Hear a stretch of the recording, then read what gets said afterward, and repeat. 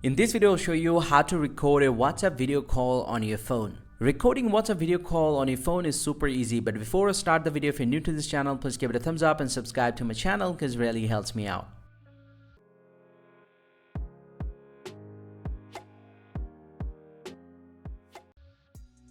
Well, so now to record a WhatsApp video call on your phone, the very first thing that you have to do is simply go ahead and swipe down from the top and you'll get to see a few different options. So you'll get to see I have the screen recording option. If you don't find this one, you can swipe down again and you just need to find out the screen recording option. And once you get the screen recording, you just need to press and hold the screen recording like this, and this will get into the screen recorder settings. Inside this one, you can select the resolution. Be sure to select the high resolution from here and then scroll down, tap on source sound. You'll get to see it selected with the mute.